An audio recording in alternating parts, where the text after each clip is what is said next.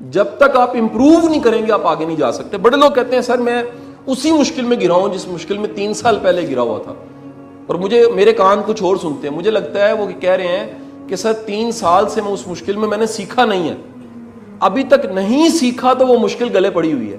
اگر آپ سیکھ جائیں, لرن کر جائیں, اسی وجہ سے فلیکسیبل لوگ گرو کرتے ہیں, فلیکسیبلٹی والے لوگ گرو کرتے ہیں, سخت اکڑے ہوئے لوگ گرو نہیں کرتے, جو حالات واقعات کے مطابق خود کو کیا کرتے ہیں, امپروو کرتے ہیں اور چینج کرنے لگ پڑتے ہیں. سو لرننگ کے لیے صبر بہت ضروری ہے, سیکھنا بہت ضروری ہے, امپروو کرنا بہت ضروری ہے. ایک بڑا پرانا پرنسپل جو کسی زمانے میں کہا جاتا ہے کہ جب ہیروشیما اور ناگاساکی پہ بم گرایا گیا اور جاپانیز قوم تباہ ہو گئی, اکانومی ان کا بیڑا غرق ہو گیا, ہزاروں لاکھوں لوگ مارے گئے اور کتنے اپاہج ہو گئے, اور کتنے علاقے جو تھے وہ مارک کر دیے گئے کہ اس میں انسان نہیں جا سکتا کیونکہ تابکاری وہاں پر موجود ہے.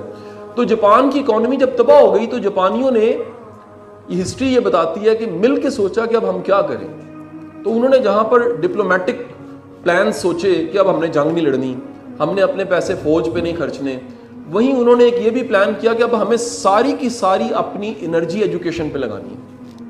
اور وہیں پر ایک نیا پرنسپل جنم لیا, جس پرنسپل کو میں سمجھتا ہوں اگر آپ میں سے ہر بندہ اس پرنسپل کو پکڑ لے تو اس کی ترقی شروع ہو جائے گی. اور اس پرنسپل کا نام تھا constant and never ending improvement. Constant, لگاتار, اینڈ نیور اینڈنگ, کبھی نہ ختم ہونے والی بہتری, لگاتار کبھی نہ ختم ہونے والی بہتری, constant and never ending improvement.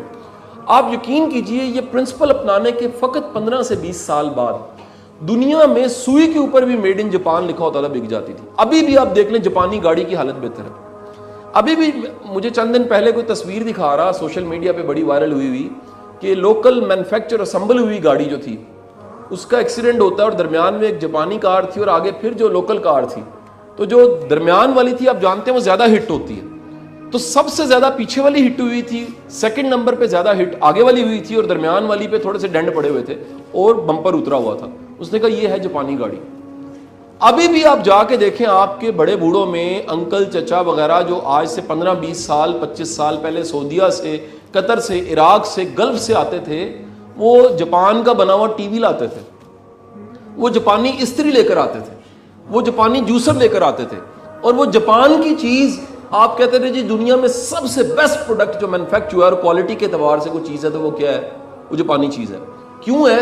ایک پرنسپل انہوں نے پکڑ لیا, constant and never ending improvement. روز بہتری, پہلے سے بہتر کرنا, اپنی سوچ کو, اپنے انداز کو, اپنے اعتبار کو, اپنے علم کو, اپنے سوچنے کے انداز کو, اپنے فلسفے کو, اپنے وزڈم کو, اپنے مینرز کو, اپنی عادتوں کو روز کی بنیاد پہ امپروو کرتے کرتے کرتے. اب اس وقت سن لیجیے گا کیا ہے, دنیا میں ٹاپ 5 پرامن جو ملک ہیں اس میں جاپان شامل ہے. دنیا میں ٹاپ 5 جو کنٹریز جہاں پر ایجوکیشن سب سے بیسٹ ہے جاپان شامل ہے. دنیا میں ٹاپ 5 کنٹریز جہاں پر کرائم نہیں ہے جاپان اس میں شامل ہے. دنیا کے ٹاپ 5 کنٹریز جو لا اینڈ آرڈر کے لحاظ سے سب سے بہترین ہے جاپان شامل ہے. دنیا میں سب سے زیادہ مہذب قوم جہاں کا بچہ بھی تمیز والا ہے اور جہاں پہ بوڑھا بھی تمیز والا ہے, ٹاپ 5 کنٹریز میں نام کس کا آتا ہے؟ جاپان کا آتا ہے. کیوں آتا ہے؟ آج سے 70-80 سال پہلے انہوں نے ایک پرنسپل پکڑا, اور وہ پرنسپل کا نام کیا تھا؟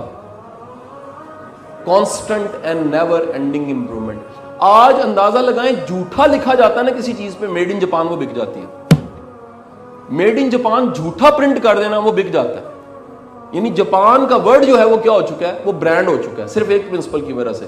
اب مجھے بتائیے گا آپ سب جو یہاں بیٹھے ہیں ہم سب مسلمان ہیں, اور اگر یہ میں کہوں کہ یہ پرنسپل آج سے 1400 سال پہلے ہمارے آقا کریم صلی اللہ علیہ وآلہ وسلم نے ہمیں 1400 سال پہلے بتا دیا تھا. پرنسپل کیا تھا؟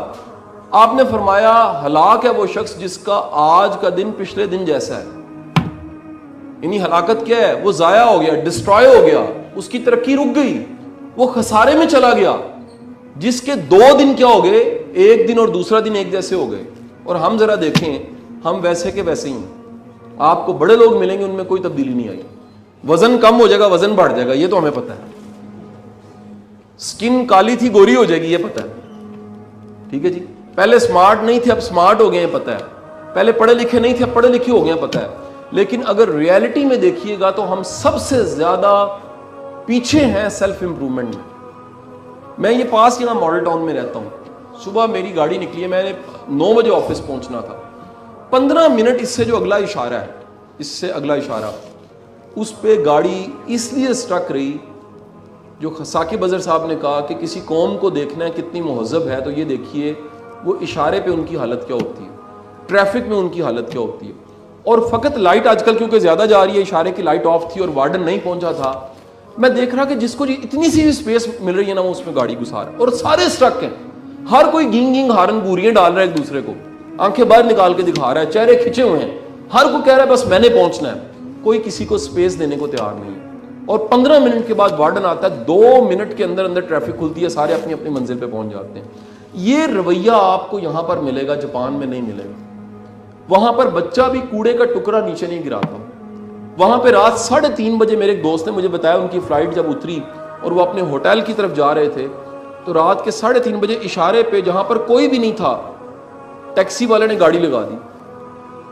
اس نے اسے کہا کہ اشارہ کیا نکالو, اس نے کہا اٹس اے سن, اس نے یہ نہیں کہا کرائم, اس نے کہا یہ گناہ ہے کہ کوئی نہیں دیکھ رہا, لیکن میں اپنے آپ کو کیا کہوں گا کہ میں نے کرائم کیا ہے. سر یہاں ذرا سوچئے کہ ہم کہاں کھڑے ہیں. ہم نے صرف اپنی سیلف امپرومنٹ چھوڑ دی, ہم اپنے آپ کو امپروو نہیں کرتے, اور ڈگریاں بڑھائی جاتے ہیں, پیسہ کمانا چاہتے ہیں, ترقی کرنا چاہتے ہیں, سارا کچھ کرنے کے باوجود ہماری سیلف امپرومنٹ نہیں ہو رہی ہوتی.